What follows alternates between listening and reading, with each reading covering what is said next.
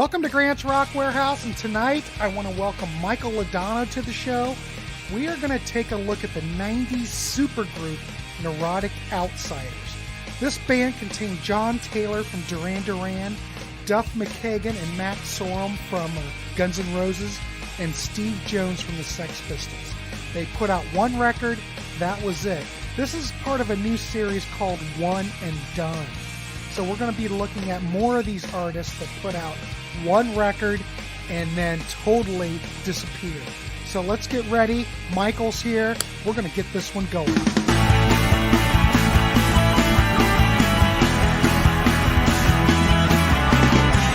Michael Ladano, how are you? Oh, I was just pumping my fist to that song. I mean, good God, it just gets you ready for pumped. So we're with pumping. caffeine. And you've got Tim Hortons, and we are live. We've already got 7 people here, and we already have a thumbs up. My goodness. Oh, and it's you giving the thumbs up. Well, my God. Stacking the deck. It's like self-promoting. So anyway, I want to welcome you to the show. Thank you. Tonight we're doing like a dual stream. So we're streaming on my channel and on Michael's channel. So this might break the internet. We're kind of doing an experiment. We'll see what happens. But if it becomes shaky, everyone hold the handrails and be careful. That's right. But tonight we are looking at the 90s supergroup Neurotic Outsiders. Now I had this idea a while back to do, me and Ernesto, I don't know, I hope Ernesto is going to show, about looking at these artists that put out like one record and then that's it. No, nothing more. Not another peep, and there's a whole bunch of them, that could be in part of the series.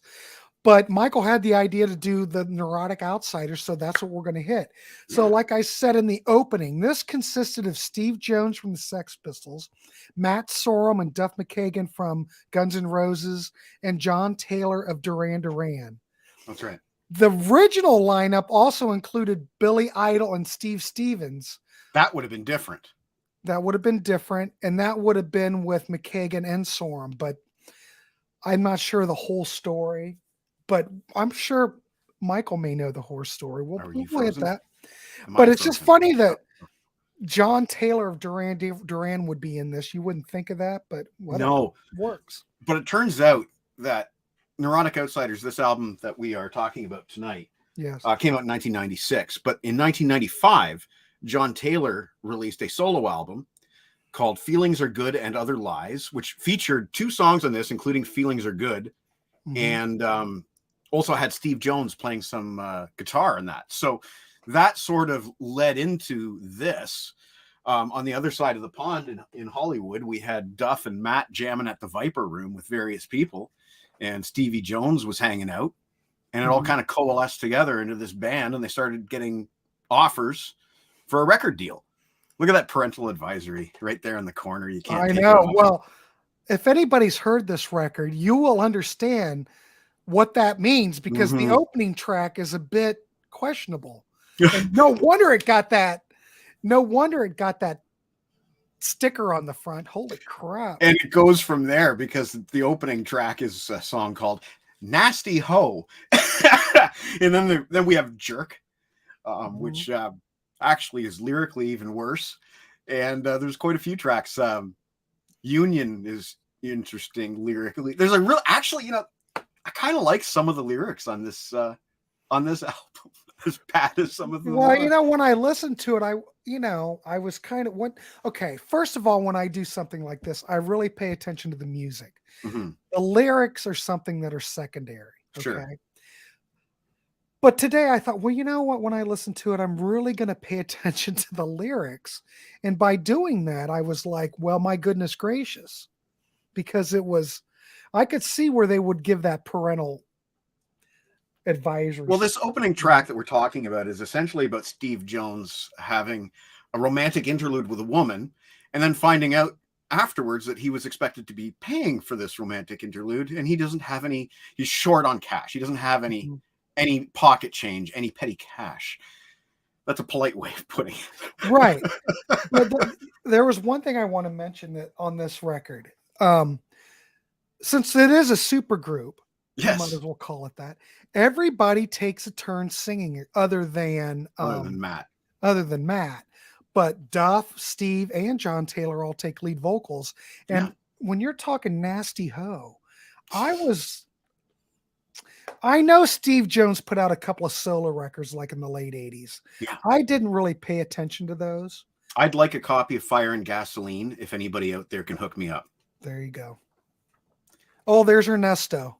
Hey, Ernesto. Ernesto, what is happening, my brother? Be careful, my friend. Be careful. Star Peter, Star. We couldn't have a show without Star. She's always here. Well, she's been a little lax lately, but she's here tonight, so that's all that matters. Good. Anyway, but now I got all sidetracked. Well, Steve Jones vocals. That's what I was going to. Okay, yeah. I really dig his vocals. Funny you should say that because I do too. But in terms of Duff McKagan lead vocals, I think the one track that he sings, and it's escaping me now.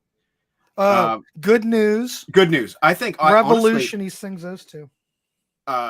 Good News, honestly, is my favorite Duff McKagan vocal. Period, out of the entire career. So there's that. I agree with you on Stevie Jones singing on some of these songs. Actually, and quite surprisingly, there's a ballad on here called Union that is a little bit sentimental, and he kind of delivers, But I'm thinking, just to go back to Steve Jones from it, Angelina. Oh my God. That's the song I was just singing about 3 minutes ago before we went live. Catchy. And I think that was released as a single. It was. But actually, my God, Grant, Steve Jones sounds freaking great. It's funny you should say that. That's the one single that I'm missing is Angelina. That's the one we were talking about the other day. Okay. I do have, wherever I put my stuff, I do have Jerk, the first single. Okay. As sung by Steve Jones. And that has a bonus track on it called Seattle Head. Is that domestic? Is that Canadian? What is that? Is that an import? What is that's a good question that someone like Tim Derling would ask. Yeah, where is Tim Derling from? This is WIA International outside of the US, made in Germany. All right, made in Germany. Yeah. And the track Seattle Head is kind of like just how Duff is he's not digging the Hollywood lifestyle. He wants to go back home to Seattle. Hey, Jax, how you doing, buddy? How's it going? Thanks for coming by.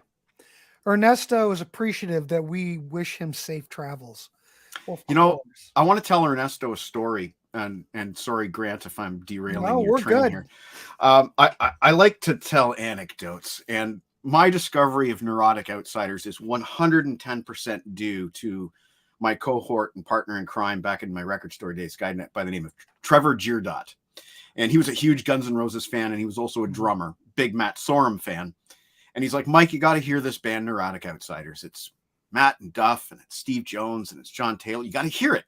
And that album cover that we're looking at there kind of turned me off. I'm like, this looks dumb. Like, it looked like any generic 90s rock crap that was clogging the shelves at the time, right? And he's like, no, trust me. So I put the CD on, and I loved it. But the thing about Trevor is that, like I said, he's a drummer. And we would go driving with this CD, actually cassette.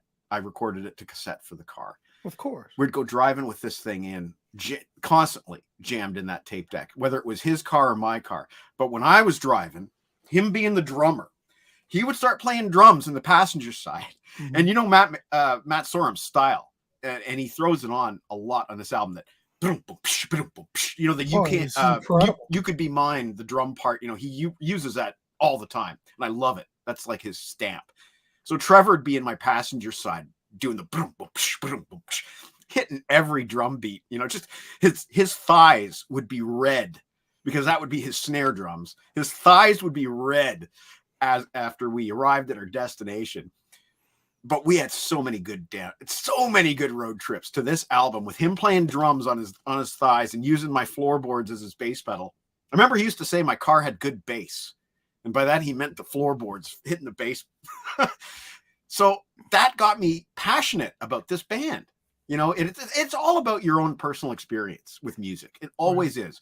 If you listen to the greatest album of the world during a tragedy in your life, you know, I understand why that album never connected with you. But this one, that summer, the summer of 96, it was my first year managing that record store.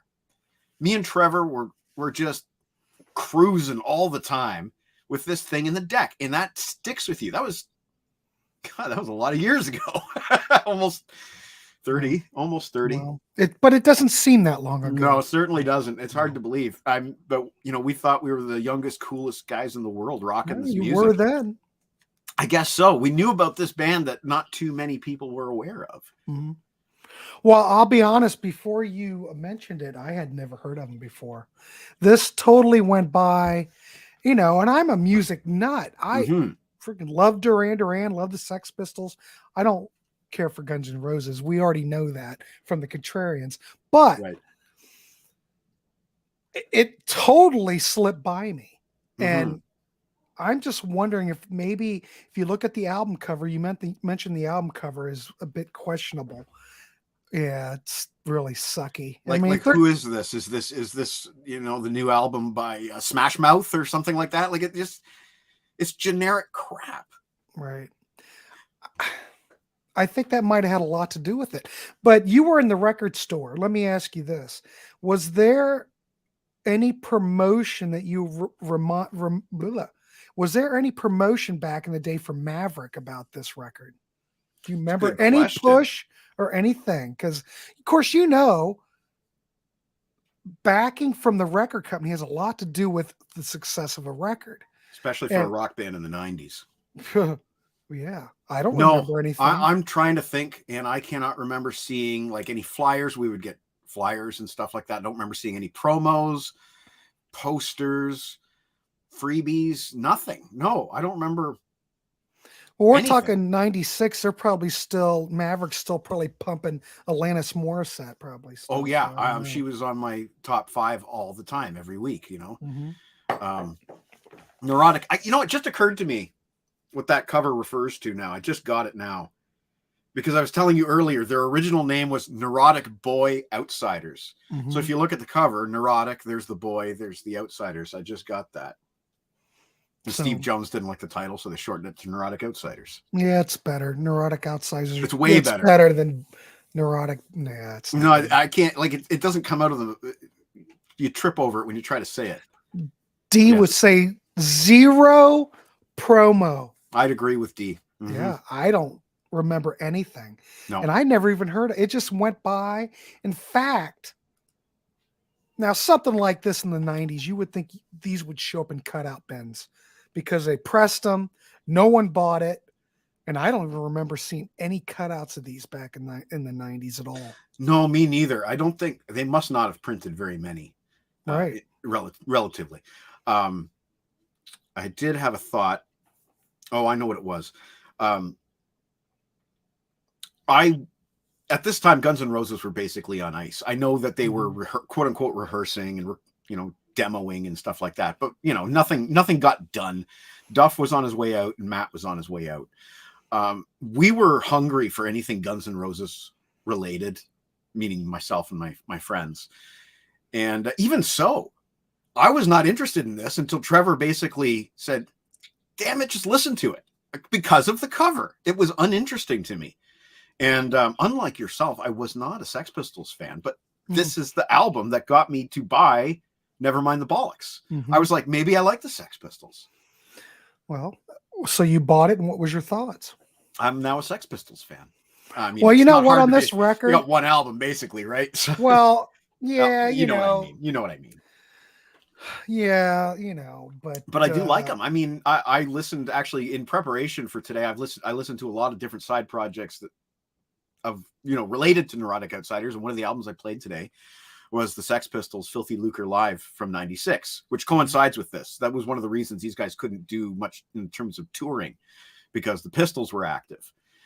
And I love that Filthy Lucre Live album. That was actually something that got me into the Pistols along with the Neurotic Outsiders. I was like, I'll give this a listen. And I really enjoyed what they sounded like live in 96.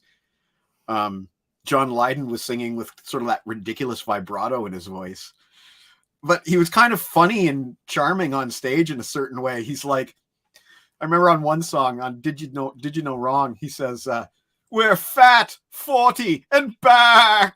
I was just like, that's hilarious. That's hilarious to me. So yeah, Neurotic Outsiders got me into the Pistols, and I've never really gotten into Duran Duran, although I certainly appreciate them. Oh, I love Duran. Well, the first album and Rio are 5-star records, and then the third record, cracks are starting to form. And then, Roger Taylor left, and I don't know, I kind of lost interest. But I think Rio is one of the best records of the 80s. It's absolutely perfect. Good. There is not one bad track on it. It's absolutely brilliant. So that could be for another show. But the thing I want to mention about the Neurotic Outsiders is the guitar tone on here. And if you like Nevermind the Bullocks, I mean, obviously you could tell it's Steve Jones playing guitar on here. His guitar tone is so distinct. I mean, it sounds like the Sex Pistols. It does. It does. And there's a couple riffs on here. Jerk, I believe, starts with a total Pistols riff. That is that's totally God Save the Queen. It is. Incredible. Now on this album, it's Steve Jones and Duff McKagan playing guitar. Both rhythm and lead, apparently, according to one of the interviews that I read. Duff did play some lead. That's kind of cool. I'm not sure what he played on. No, there's no like breakdown or anything. All it does is all I see is a breakdown of who sang lead. Yeah. Anybody, and that's fairly obvious by the sound of the voice when you hit play. But I don't know. I'm just surprised. This came out in 96 and just absolutely did nothing. And I think if it had the proper promotion and maybe they were on the wrong label. Like I said, they were on Maverick. Maybe Madonna was didn't really care, and they just threw him a bone and said, oh yeah, we can put it out on our record label. And they were just so busy with Alanis Morissette that I just think it kind of got by the wayside. And the thing is, I do want to thank you for throwing this band out, because this is exactly the same kind of thing that I like to cover on this channel. Bands that no one's talking about, bands that have went by the wayside. They had their chance. It could have been something. God knows what they could have become. I'm just saying, you never know, but wasn't meant to be. No, but again, circumstances. The Pistols were touring, and Axl wanted Duff and Matt in the studio pronto. We know how that money turned out. Talks. Yeah, I mean, all those guys. Yeah, I mean, Guns was a cash cow, right? And obviously, Duff quit, and Matt got fired. I can't remember in which order, but basically in the year following Neurotic Outsiders. Well, Axl's probably pissed that they did this outside project. Well, see, that's another thing. Is that I heard stories about Slash's Snake Pit and how Axl was really pissed off that he released that album because he's like, some of those songs are great. Those are Guns N' Roses songs. Those are, why are you releasing them? And I wonder if he ever felt that way about any of these songs, because certainly some of them could have worked well by Guns. Oh, I agree 100%. I mean, most of it, a lot of the material on this record is very accessible to some degree. The lyrical content, not the lyrics. Questionable, not commercial, but they could have re-recorded some of those. But Star, you are 100% right. With all their prior commitments, yep, they do. Yeah. But these bands have to be creative. These musicians have to be creative. Duff they can't writes. sit around. Duff writes. He writes. He's written, I don't know how many songs, but he's written for Iggy Pop. He's written for. Just look at the guy's writing credits. The guy is a writing machine. So I'm going to throw this out to you. I don't know if you know anything about this. Okay. But Billy Idol and Stevie Stevens were part of the band originally. Right. Do you know what the story is behind that? No, not exactly. It's just a matter of these guys were all jamming at the Viper Room. And of course, Billy Idol and Steve Stevens were there. And these jams did turn into this band, but I'm not sure the circumstances. Why Probably Idol and Stevens were busy doing something else. I don't remember what Idol and Stevens were doing in 1996. I don't remember. I know not making any hits. Not making any hits. No, and Steve Stevens was not in Vince Neil's band anymore, and I think he quit. Now, maybe a viewer knows better than I do. I think Steve Stevens quit Vince Neil's band to reunite with Billy Idol, but do not quote me on that. So I imagine they had something going on. It probably had something to do with their calendars and commitments and all that, Yeah. I mean, look at all these bands like the Dead Daisies and whatnot. They all start around a nucleus, and then that changes and changes and changes and changes. Well, think about 96. What were Duran Duran really doing? I don't remember. I know that they had just done a year prior. I think, what was it? White Lines? Was that did they do a covers album? I think. Yeah, I'm sure somebody here can tell me. Know. Like I said, once the Tiger album came out, I kind of went. You kind of checked out. Well, wasn't quite the same, Yeah. Plus, they had Nile Rodgers, and they were going more of a dance thing, and I'm going, Producer, choose your producer wisely is what I always say. But this record, what do you think? Speaking of producer, this one's produced by Jerry Harrison, and he did a bang-up job. Like, this is some of the best sounding drums of Matt Sorum's, period. Well, I was going to say that the whole record sounds, to me, it sounds almost like they're playing live in the studio. I mean, it's very live sounding. There's a lot of energy. I don't know if they recorded it live in the studio, but it sure sounds like it. And Jerry Harrison from the Talking Heads, correct? Yeah. Yeah, did a smashing job. I'll give him that. I think whether this was live in the studio or not, what makes it really tight is Matt Sorum's drums.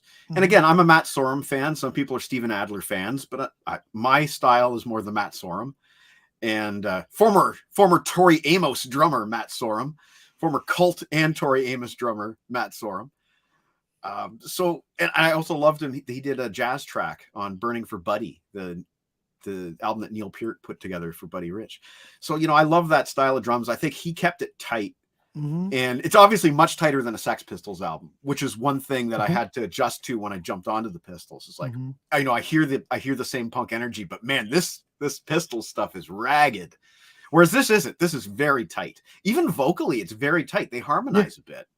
There's a lot of harmonizing, which you wouldn't expect from basically what is almost like a punk supergroup here. Kinda, yeah. Punk definitely is. Yeah. I mean, if you look at Duran Duran and their background, I mean, they had a punk background. So, yeah, it all makes sense while these guys are all together. And Duff was in a punk band too prior to the Guns N' Roses. Big time. He was their punk guy. On the, when they started doing punk covers, it was usually Duff, Attitude. That was Duff bringing that stuff So in. It all makes sense why these guys all came together. They all had like a mutual interest to some degree. But when you first got turned on to this record, did you ever like one of those moments like, holy crap, I, just can't believe what I'm hearing? Yeah, 100%. Yeah.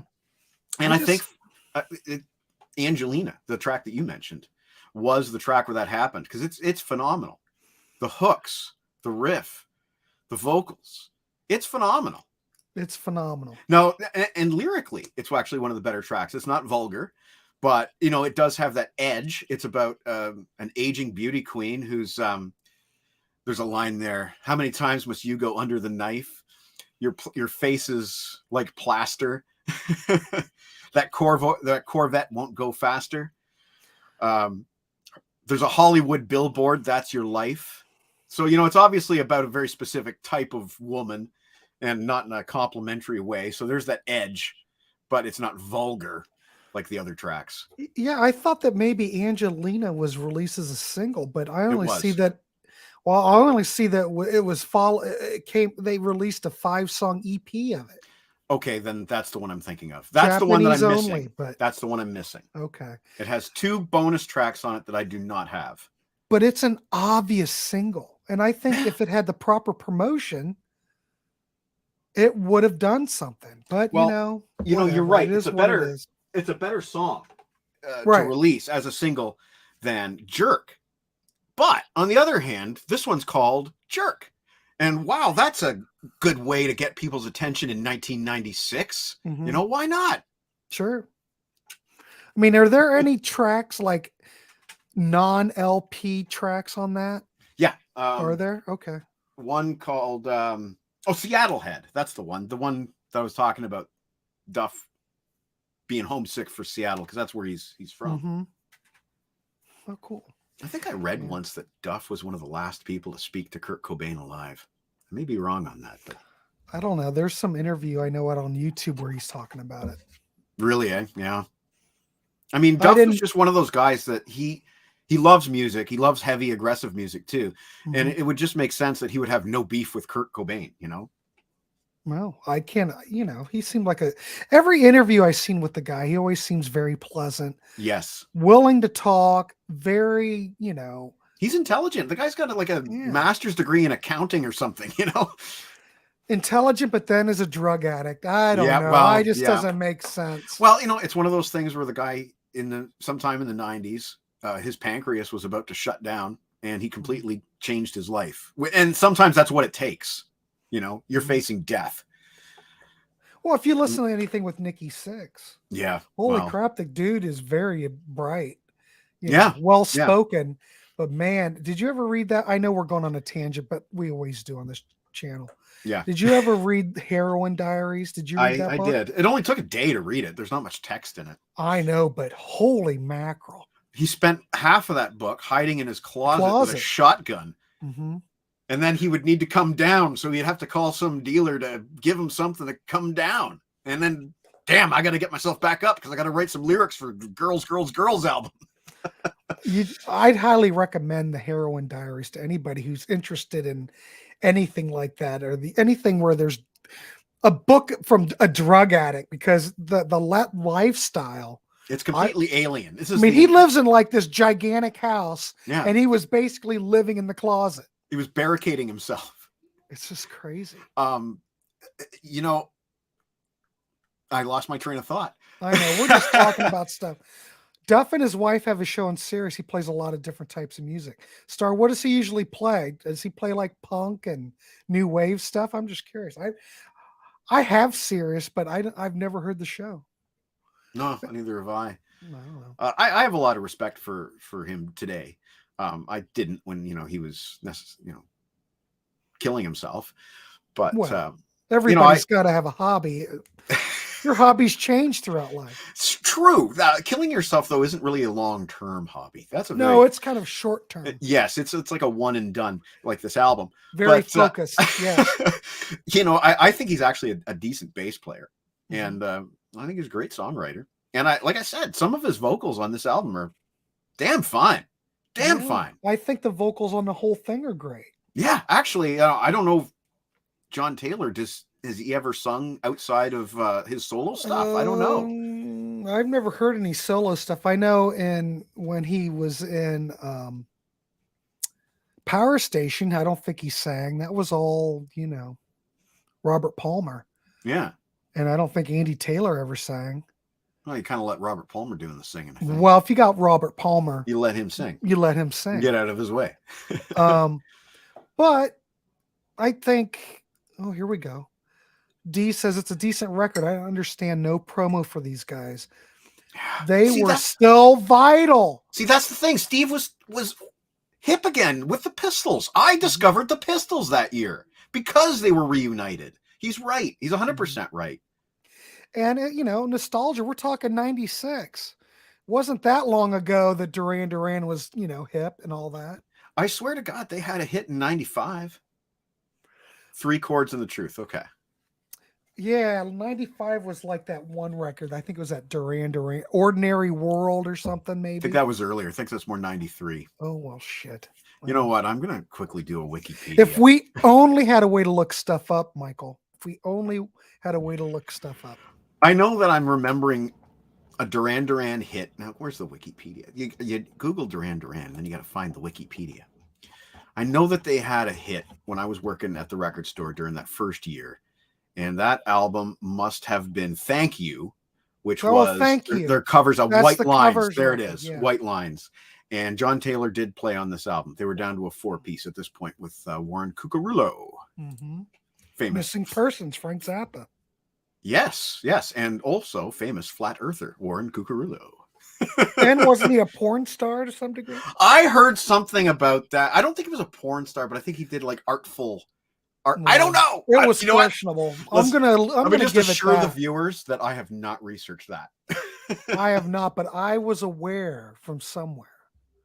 He's an interesting guy. Let's put it that way. Well, it's interesting. Yeah. I don't know. You can search that for yourself, but you know what, Grant? I'm just not gonna. I'm not, but someone out there, one of the can. viewers may want to check that out. But they might. They might not, but they might. Not. But I love Warren's work on missing persons. I love that stuff. Yeah. Terry Bozzio. I'm not dissing the guy's playing in any way, shape, or form. He's just an interesting person. Well, as many artists are. That's as right. many art. Frank Zappa was attracted to interesting personalities. Correct. Yeah. Yeah. It is that. Yeah. So I'm just curious. I mean, I don't know. We don't have to rate this record. We're just kind of talking about the band in general and talking about this record. But I'm just curious, if you were going to rate this record out of 10, what would you give it? 9. Holy crap. But that's personal. Well, it's always personal. Now, I'll tell you one thing. Maybe a good bar to judge this by is like you have been playing this record a lot this week. Yep. And I didn't find I really wanted to skip any tracks. I think maybe go ahead. Sorry. I was going to say maybe the Duff Closer 6 Feet Under is the only one that I'm not like 110% into, but like even some of the ballads. I think it's okay too. Like I actually like the ballads. That song Union that Steve Jones sings, it's lyrically, it's definitely crude. He's talking about masturbation and all kinds of other stuff, but it's a nice ballad and there's some nice harmonizing on it. And Janie Jones, you like? Oh, that's a freaking great. Of course, that's cover. a Clash song. Yeah. But Steve and Duff, share vocals on that. I mean, there's one bit at the very beginning of Janie Jones where Steve's voice gets all distorted right at the very beginning.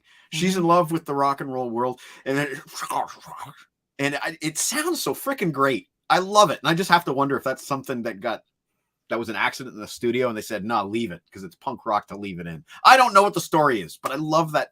It's just one garbled bit. I just love it. Right. Well, there you go.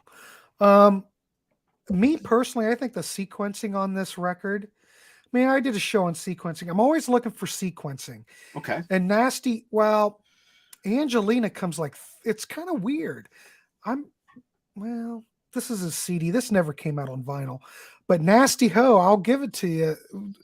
It does. You placing that at the beginning of the record really does make it stand out.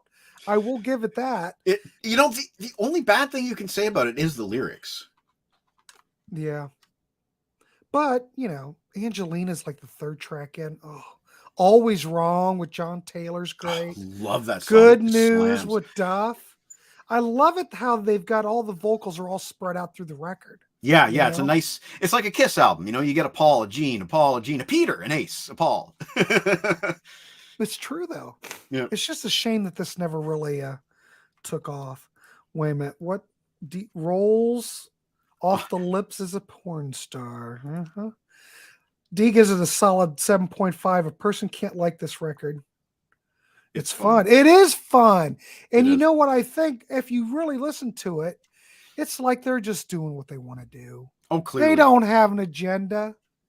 They're just, let's play some songs. Let's write some songs. And think about it, man. Think about it. Matt and Duff are stuck in the studio waiting for a lead singer to show up. They're frustrated as hell because they're not making music. Right. I imagine Steve Jones is probably also frustrated because the Pistols there were always rumors the Pistols were going to make new music, but they never did. I imagine these guys were frustrated musically and they wanted to do music just desperately. They obviously had music in them bubbling to come out. Right. I often think back to that time when Guns was in chaos, what it was like as a work environment. You would certainly call it a toxic workplace. Yeah, but I'm not sure if those guys even liked each other. I think it was all about no, I don't think so. Well, obviously now it's just a business, Yeah. But they can certainly tolerate each other now. They can certainly walk into a room and not hate everybody's each other. Clean, I think. Yeah. Well, I'm sure that was a condition. Yeah. Because, did you ever read Stephen Adler's book? I did. I don't remember a lot of it. I didn't like it because I felt a lot of it was kind of like, oh, woe is me. But I also felt like a lot of that was his own fault too. Right. I don't know. Maybe I'm being too harsh. I might be being too harsh. But I read Slash's book. They were all good. They were. I mean, for a person who's not into Guns N' Roses, I'm just fascinated how they could even function. Yeah. You know what I mean? Yeah. It's just like the whole Motley Crue thing. How can these guys go into a studio and produce something? Well, I mean, the proof is in the pudding. When they were young, they barely knew each other. I mean, they'd been together. Some of those guys had been together for, a handful of years. Mm-hmm. They're young, they're hungry, and then they start to get to know each other when they have to live on top of each other on a tour bus for, year and a half to 2 years. And then the proof in the pudding is Use Your Illusion 1 and 2. It took them forever to get anything. And, that was always... It was almost like the Chinese democracy of the 80s. When's the new Guns coming out? Mm-hmm. Oh, the new Guns will be out next year. And then next year rolls around. It doesn't come out. Finally comes out in 91. But that was almost like a running joke. Well, when's the new Guns coming out? Oh, it'll be out in 89. Well, I hosted one of the Contrarians episodes where we looked at Chinese democracy. Yeah. And the panel, basically, everyone liked it. I like it. I don't like all of it. And I don't like it as much as I played Use Your Illusion 1 and 2 today. I don't like it as much as those albums, but I like it. Like, I just like those guys. And Vince Neil was an overrated singer when they came out. And he does seriously need Vince to stop. Wasn't hired to sing. Vince was hired to look good. He was hired to be a frontman. Mm-hmm. Yeah. It's kind of like David Lee Roth, though I like David Lee Roth's vocals. David Lee Roth is a smart man. Well, he ran the band, He knew how to work an image, like all those photo shoots and all those videos, putting an emphasis on the lead guitar player, letting him have the spotlight. Todd Kerns, Canadian boy, mm-hmm. from a band called Age of Electric. I've seen Todd Kerns on. Hasn't he been on like? I don't know. I've seen him on some YouTube shows. Yeah, I think he has his own podcast. He plays with Bruce Kulick and those guys all the time. Mm-hmm. Now, is he talking about Chinese democracy still being great? I'm not sure. Yeah, D, what are you talking about? Chinese democracy? I don't know, but everybody on the panel liked it. They liked it a lot more than a lot of the other stuff they had put out. So, I'll tell you that I think at least half of it, of Chinese democracy, deserves to be given a fair shake live with the current lineup.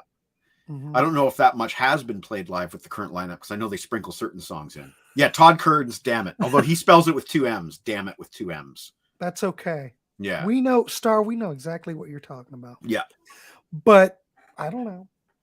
And Chinese democracy, when it came out, did that even really, we might have talked about that in the panel, but I don't remember. Did that even really do anything? It just kind of came out. And it came out. I don't know what it sold ultimately. Maybe went platinum. Who knows? And it was like a Best Buy thing too. That I don't remember, because I wasn't paying attention to that. I just went to the store and I bought it in a combo pack that came with a T-shirt, and I was happy. Like I said, I think a good solid 6 songs of those need to be given a fair shake. But what I wanted to tell you is, for various friends of mine that like Guns N' Roses but weren't necessarily into Chinese democracy, I would get my back in the day when I was burning CDs. I would get my old CD burner out and I would make them a custom alternate Chinese democracy, where I would throw in songs from the solo albums of that period that maybe should have been Guns songs. Mm-hmm. So Dead Flowers from Gilby Clarke's solo album, which has Axl Rose on vocals. A few songs from the Slash's Snake Pit, a few songs from Duff, Believe in Me, a few songs from Izzy Stradlin's solo album, a few songs from Gilby's, a few songs from Neurotic Outsiders. And I kind of built this really awesome alternate Chinese democracy for my friends that did not like it. Mm-hmm. And aside from the fact that Axl is barely on it, because of, I'm taking it from all the other solo projects, he's barely on it. Mm-hmm. It's a good listen. It was a good listen. They could have made another album that wasn't Chinese democracy if these guys had only been able to get in a room and speak like adults to each other. pull one song off of Slash's album. Beggars and Hangers On would have been freaking amazing with Axl singing. And I understand that there's rehearsal audio of Slash playing that riff. Yeah. Cure Me Slash or Kill on Me, lead guitar. Slash played lead guitar on that. Like Gilby's solo album had every member of Guns on it. Every member of and Guns. If I remember correctly, that record got pretty good reviews. It worthy of them. Mm-hmm. He had a real kind of Stonesy jangle on that album, but then he also had sort of a punk rock vibe on songs like Jail Guitar Doors. The Gilby album, 100%, man. Like, he is a really talented guy. Really talented guy. Up. I'm sure you can probably get it used for not very much. I don't know. What label did that come on? Did you remember when that came out? What year did that come out? It was 95. The album was called Pawn Shop Guitars. Yes. And it was basically, I think, his only major label release, if I'm not mistaken. But it's fantastic. I'm going to get it. That I don't have. But like I said, I want Fire and Gasoline, the one that Ian Astbury from The Cult produced. That's the one I really want. I don't know why it's so hard to find. Well, because it didn't sell anything. I mean, it really must have literally. When I look in the bins, every now and then I see, what's the one where Steve Jones is on the cover? It's like the white cover. Yeah, I can't remember. You know what? I think it was just Steve Jones, maybe. Maybe. This first solo record, every once in a blue moon I see that, but I haven't seen it in years. Are you familiar with Checkered Past with Michael DeBar? No. I'm not either. This is the first time I'm hearing about it, but I'm willing to check everything out. So Johnny Trash, I'm assuming that had a major label release. When did this come out? Let us know, because I'm not sure. I've never heard of it. D likes Checkered Past. So apparently I got to check out this record. Evidently, we are not in the know. But we are. Well, that's good. I mean, I like if these guys like Neurotic Outsiders and they're telling us to check out Checkered Past, that's encouraging. Star says Freedom Fighter. Is that Gilby? I don't know. What is Freedom Fighter? Star, what's Freedom Fighter? I think that's a Todd Rundgren song. Aerosmith have a song called Freedom Fighter as sung by Joe Perry. I can tell you that. Mm-hmm. But nope, don't know. I don't know. Star, tell us what you're talking about. Tell us what the deal is. There was one other tune on here I wanted to mention, which is Feelings Are Good. The one that came originally on a John Taylor solo album, which I've never heard, but I'd like to hear it. That song's just freaking heavy. Mm-hmm. It's brilliantly heavy. Unexpectedly heavy. I don't know what else to say about some of the songs on this album, but I don't really have much. I'm fond of them. I would probably give this a solid, well, gosh, you gave it a 9. I did. That's strong. I'd probably give it God. That's hard to rate because the whole thing is good. I don't find anything weak on it. I'd probably give it a solid 8. I would. Okay. We're only apart by a point. Yeah. But then again, if you ask me what I think's weak on it, I'm going to be hard pressed to find something. 6 Feet Under.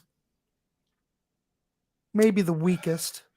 But I could probably, if I had to, I could probably get rid of Revolution. Although it is one of the heavier, punkier songs. And I just realized I just deleted 2 Duff songs. And Better Way, one of the John Taylor ballads, I could probably lose Better Way. So if I had to lose some songs, it would only be those 3. I could not lose any others. D thinks that the first Steve Jones album was in 81. That might be right. Time-wise, that would probably work out. Freedom Fighter's Steve Jones. Okay. All right. So apparently Steve Jones has a lot more solo stuff than Fire and Gasoline that I need to track down. Yeah, I think I've seen Fire and Gasoline once used. I remember when it came out new. Now I'm wondering if Steve Jones and Matt Sorum go back to that period since Matt was in the Cult at that time and Ian Astbury was producing. I wonder. They probably must have crossed paths at that time. They must have. Well, that's how it always works. Usually. I would think so. But I don't know. Do you have anything more to add about this record? I don't know. I give it a solid 8. If you like Guns N' Roses, yeah, you like Well, I don't know. If you like Duran Duran, this is a lot different. This is more like Power Station than Duran Duran. This is not a Duran Duran sounding in any way. Checkered Past is an 81. Okay. I'll start tracking. Holy crap, D! That's like early. Yeah, this that's is like 96. That would be. I bet you that would be like his first album after the Pistols or something like that. I would think. Boy, we really came into this prepared, didn't we? Well, I didn't know all this other. Well, let me see if I've got anything else. This is what's fun, though. I want to. You're kind of prepared, but maybe not prepared enough, and you can just rap music. That's all it's about. I want to just really quickly. A buddy of mine sent me a set list. Okay. And I understand they played a completely different bunch of songs when they played in the Viper Club. They had special guests come up on stage. But this was their set list, September 8th, 1996, in Toronto at a venue, amazingly enough, called the Warehouse, but spelled differently. The songs that they played that night were Planet Earth by Duran Duran, going into Nasty Ho, Good News, Always Wrong, Angelina. Then they did a Pistols cover, Silly Thing, which I don't know. Then they did Better Way and Feelings Are Good from this album. Raw Power by the Stooges, which Duff sang. It was covered on Spaghetti Incident. Guns covered that. Then they did Revolution and Union from this album. Black Leather by the Pistols. Again, that was a song that Guns covered. Janie Jones, Jerk, 6 Feet Under. Then a song called Join the Professionals by the Professionals. I don't know that one. I don't know that, no. New Rose by the Damned, which, again, Guns did that on Spaghetti Incident. And they ended the show with Bodies by the Pistols. So that would be a damn good show. I just can't imagine them pulling off Planet Earth, but okay. I don't know but yeah, like I guess it's on the first Duran Duran album. Well, let me ask you this, Grant. If you were Neurotic Outsiders and you had an obligatory Duran Duran song to play to represent that part of your career, which Duran Duran song would you have them play? Well, you'd want something kind of heavy. Maybe well, I think they could probably pull off Wild Boys, maybe. Or maybe the cover of White Lines that they did on Thank You. But then that wouldn't really be a Duran Duran song. I don't know. Maybe. It's tricky. I'm trying to think, what would they do? I guess Planet Earth, you might as well go with Planet Earth. There you go. Nice question. I don't know. How do you feel about Planet Earth as that opening track on that set, though? Opening with Planet Earth and closing with Bodies. You think it'd be switched around, but you're right. Whatever. Right, yeah. Funny. I'll tell you something. I could see him playing all the Pistol stuff. I could see that, and Stooges and all that. But whatever. I mean, Planet Earth. Well, that's a dance. Michael. I can't imagine. But I think it came out on something. No.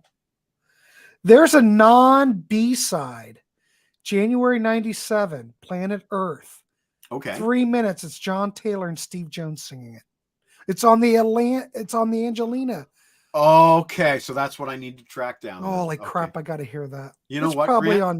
It's probably on the internet somewhere. I just got a bonus at work. I think when we're done here, I'm going to log into my Discogs account, see if anybody has the Angelina Japanese EP by Neurotic Outsiders. See, kids, someone's always spending money on this program. Tonight chances are it's going to be me if I'm on the program, folks. Right. It just happens. You get all worked up. Derling frickin' makes me buy things all the time. You know how many Derling discs I have here that I bought because of him? Well, I've gotten a lot of, we're doing that April Wine series. Yeah. Now, I know we're jumping around. The original scope of the April Wine series was to cover those classic lineup albums. So we're talking Harder, Faster, Nature the Beast, But then it grew. And then Derling said you have to cover Frigate and everything else. But God, there's such good stuff. I think Back to the Mansion's brilliant. Yeah, they never really sucked. Well, we were having such a good discussion. That's how it goes. You have a good discussion, and some of these programs just blossom. And that's what April Wine has. And who's talking April Wine, for God's sakes? Yeah. Well, we are. And who's talking Neurotic Outsiders? Well, nobody. This will be the best video on YouTube. It could go viral. You know what, Grant? I just thought of something. Last time I was on your show, we did the Darkness. Yeah. What did I do? I ended up ordering the Double Live Christmas album that you You got it. So I have done this. Now, this will be twice now that I've ended up buying something because of the show. Mm-hmm. So Grant's Rock Warehouse, putting the money in the pockets of Discogs. Yes, that's what we do. Discogs has made a lot of money from this show. Yes, they have. I think they owe you a cut. They do. But I don't know. I don't have much more to add about this. I think it's a solid 8 for me. If you like any of these bands other than maybe Duran Duran. Yeah, I would say a Pistols fan might not enjoy it as much as a Guns fan, but I'm sticking with my 9 out of 10. But if you like Star like that, but if you like, never mind the Bollocks, that guitar sound is here. Steve Jones is in full command, boy. I mean, and I love that tonality he has. Yeah. You can't mistake it, you know? Yeah. And I don't know. It's a great record. It's one of those records that have kind of, Johnny, Checker Pass came out in 1984. I do not believe it came out. I do believe it came out on EMI America. Well, Johnny, I'm afraid that I'm going to be tapped out when I try to pick up this Angelina Japanese EP. So Checkered Pass is going to have to wait for now. But make a note. Make a note. But I don't think it ever came out on, it probably just came out on vinyl. I don't think that ever came out on CD. I can't imagine. You'd be surprised, man. Sometimes you go to different territories and you'll find that there's like a Japanese pressing that was in print for a year. Mm-hmm. Psycho Platters, look at this.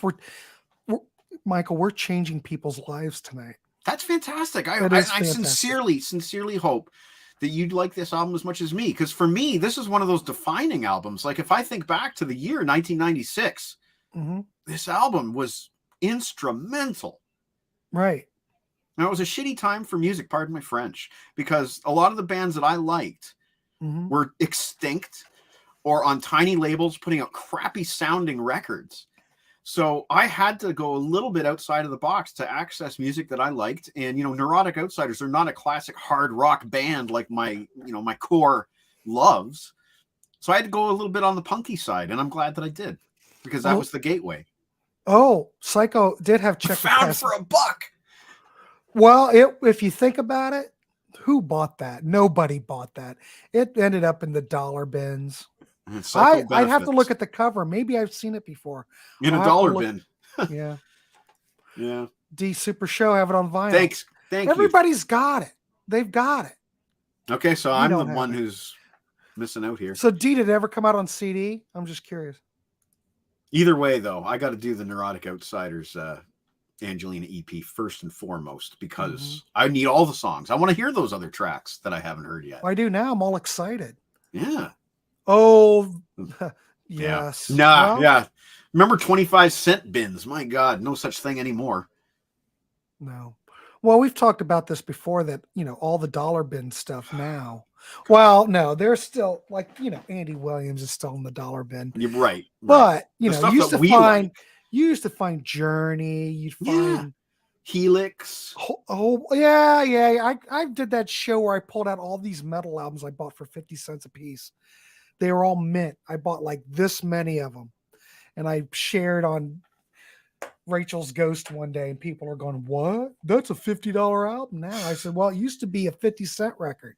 In the 90s. I remember when this stuff came out, Neurotic Outsiders, this era of the 90s, people were ditching their vinyl. They were desperate to get rid of these big boxes that were taking up space in their precious garage so that they could buy these CDs that they would play in their car. It was a totally different mindset.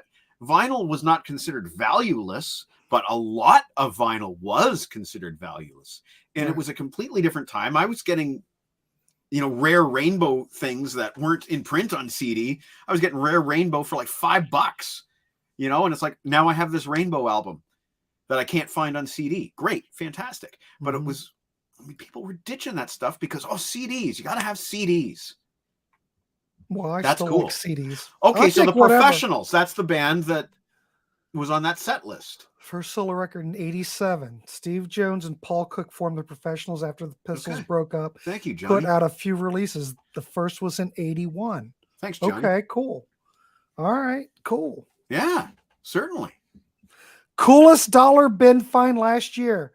1972 on Columbia, Jeremy Spencer and the Children of God. Strange record indeed. Jeremy Spencer from Fleetwood Mac? Holy crap. Sounds like it. What a name. Jeremy Spencer and the Children of God. That's wow. You're really, really setting the bar high when you call your band the Children of God. Hey, it was the early 70s. So hey, you got to do something for attention, man. Whatever you got to do.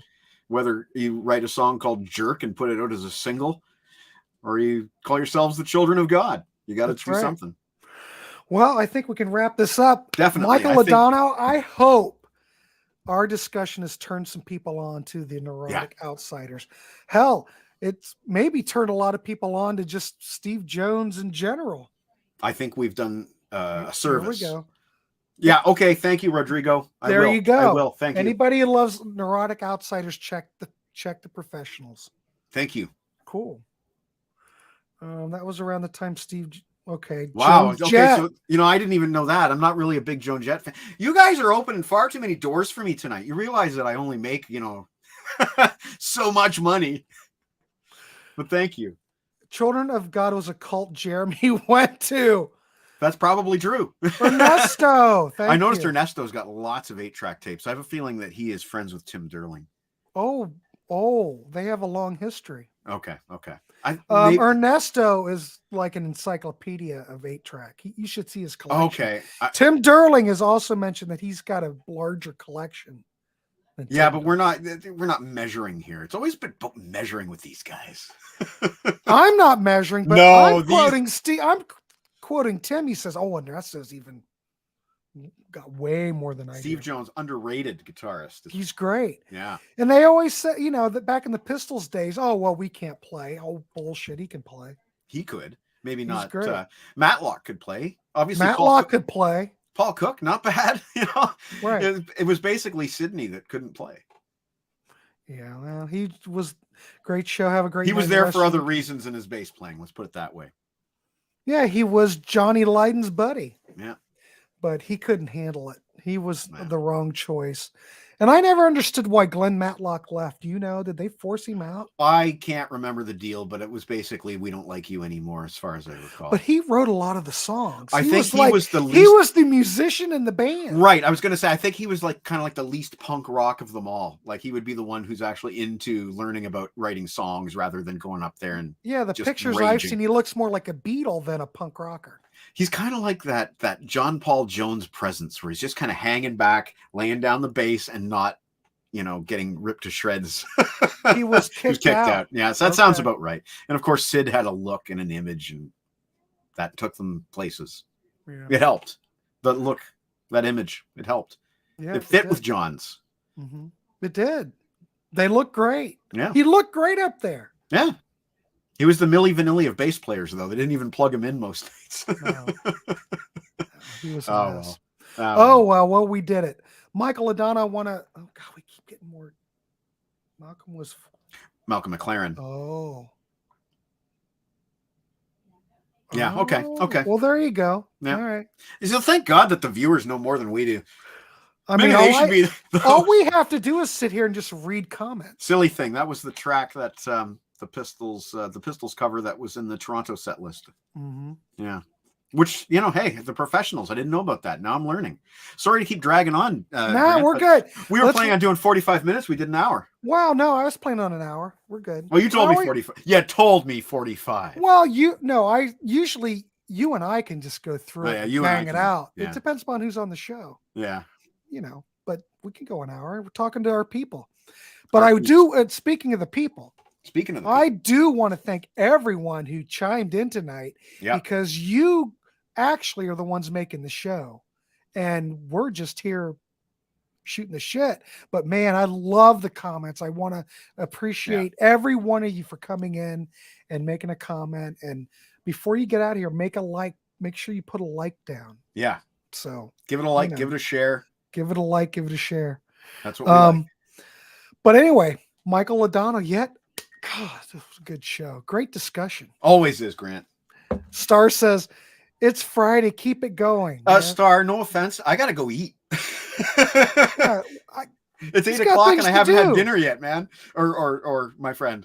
Yeah. Well, It's all good. Yeah. Like I said, thanks everybody for showing up. Michael Adano, it was a pleasure. Thanks for throwing this topic out. It was great. We'll find another good one. And I want to give you props for turning me on to the Gary Moat interview. Oh, yeah. That was great, by the way. It was fun. I actually, to be honest with you, I don't know anything really about heavy petting or burned out wreck. Yeah. So, I wouldn't have been able to do the research in that amount of time anyway. So, you did an awesome job there. Oh, I'll take anything on. Excellent. Well, I'll try to find another band for us to do another one and done that I'm passionate about. One and done. Yeah. There's plenty. I know, I can't remember what we talked about. Hagar, Shown. There's that. HSAS. That's one. There's another early 90s supergroup, Contraband. Contraband. Oh, Shadow King is the Shadow King, Vivian Campbell, just before he bailed and went with to Def Leppard. Lou Graham. Yeah, that's coming up. Yeah, River Dogs. That might not be a one and done. It might have been a one and done with Vivian. But there's some good ones, and I've got some pretty fantastic. There's a band out of Canada called Big House. I might want to get you them. You know what? I'm going to send you a track from Big House. See if you're into it. They're a one and done. Hanoi Rocks. Hanoi Rocks. Tooting Beck. What? I don't know. I don't know what that is. I know Big Urge Overkill 90s releases are. Dude, I love Urge. Yeah, me too. Sister of Anna, man. Before we sign off, I saw Urge on that. What was the name of the record after? Saturation. After Saturation. Exit the Dragon. Exit the Dragon. I saw him on that tour. Played the Newport in Columbus. Nice. It was the loudest concert I'd ever been to. Wow. And my ears have rung ever since that night. Wow. Still. That's something. And my left particularly. It was unbelievable. And me being a dumbass, I didn't put any ear protection in. And I was still in the back of the auditorium, but my God, it was loud. It made your ears bleed. But I love Urge Overkill. Yeah. Love it. I'm just getting into them now, but I could be on board for that somewhere down the road. But Saturation, perfect record. Yeah. I love it. I love it. So good. Contraband was a blast from my past. All right. You people keep talking. Okay, so we got 18 more show ideas. We have 18 more show ideas. Thanks, everybody. See you, Michael. And hey, have a good evening, and we'll see you on the next one. See you on the Discogs. Yes. Spending money. Moolah.